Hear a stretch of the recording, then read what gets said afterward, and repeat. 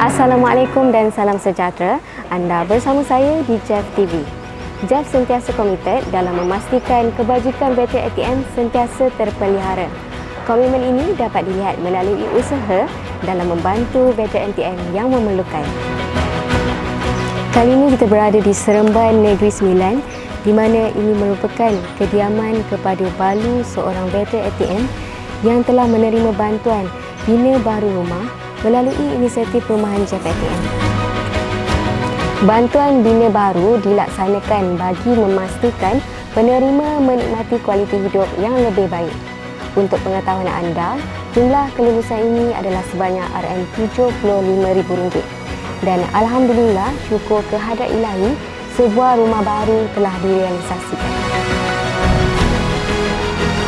Penerima bagi bantuan ini ialah Puan Yuslinda binti Zakaria, seorang balu veteran ATM, kepada Allahyarham suami beliau, Mat Hussein bin Ibrahim, yang merupakan bekas anggota Angkatan Tentera Malaysia yang telah berkhidmat selama 10 tahun, bermula dari 30 November 1979 sehingga 9 September 1990 dan berstatus tidak berpencen. Walaupun kehilangan tulang belakang keluarga, beliau tetap berjuang demi kelangsungan hidup dan anak-anaknya.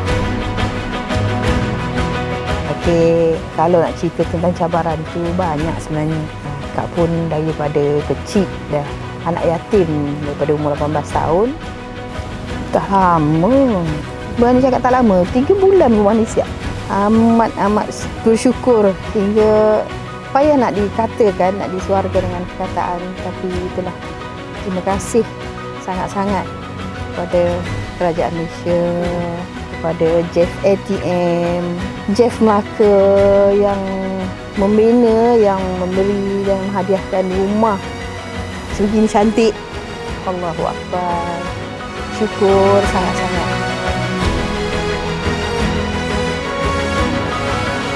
Sekian itu saja perkongsian dari Jeff TV.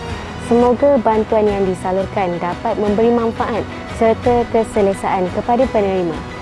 Banyak lagi yang akan dikongsikan dari semasa ke semasa. Ikuti media sosial rasmi Jeff ATM.